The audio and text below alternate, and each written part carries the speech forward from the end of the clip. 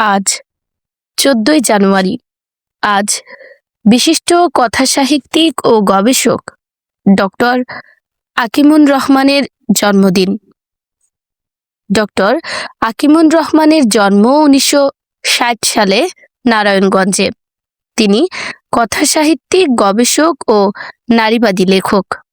তার গ্রন্থের মধ্যে উল্লেখযোগ্য জীবনের রৌদ্রে উড়েছিল কয়েকটি ধূলিকণা, পুরুষের পৃথিবীতে এক মেয়ে, রক্তপুঁজে গেঁথে যাওয়া মাছি, সোনার খড়কুটো, বিবি থেকে বেগম, যখন ঘাসেরা আমার চেয়ে বড়, এইসব নিভৃত কুহুক, জীবনের পুরনো বৃত্তান্ত, নিরন্তর পুরুষ ভাবনা, পৌরাণিক পুরুষ, বাংলা সাহিত্যে বাস্তবতার দলিল,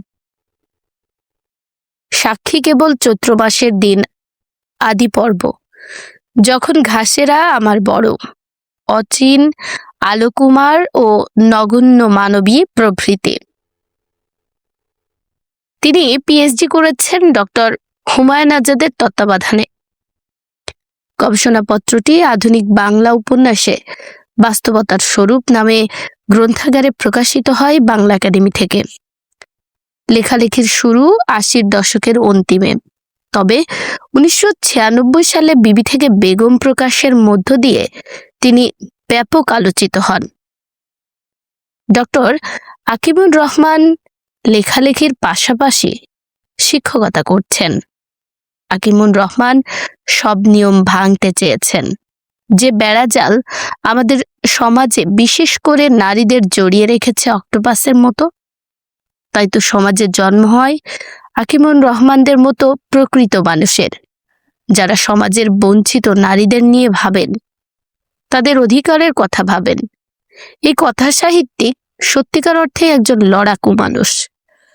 সমাজে নারীদের অধিকার প্রতিষ্ঠার জন্য যে বৈষম্যমূলক আচরণ করা হয় বা ছুড়ে দেওয়া হয় মিথ্যার বান, তাদের বিরুদ্ধে আকিমুন রহমানের কলম ফলার মতো কাজ করে। তিনি তার সব লেখাতেই বিষয়গুলো নিয়ে কথা বলেন। সমাজের এ অসঙ্গতি নিয়ে কথা বলেছেন দীর্ঘদিন ধরে।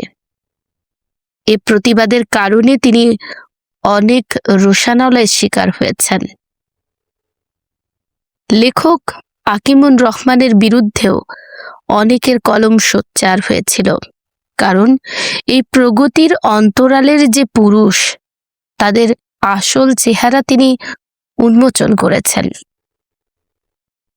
কথা সাহিত্যে বিশেষ অবদানের স্বীকৃতিস্বরূপ পেয়েছেন চিন্তাসূত্র সাহিত্য পুরস্কার, চট্টগ্রাম একাডেমি ফয়েজ নুরুন্নাহার সাহিত্য পুরস্কার। আজ তার জন্মদিনে চিন্তাসূত্র জানাচ্ছে আন্তরিক অভিনন্দন। শুভ জন্মদিন।